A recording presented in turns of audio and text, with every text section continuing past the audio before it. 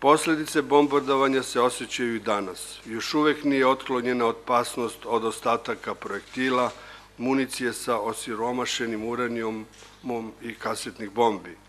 Sve to je imalo negativne posledice i po zdravlje ljudi. Teško je, gotovo nemoguće, i danas sagledati sve dugoročne posledice razaranja po stanovništvu.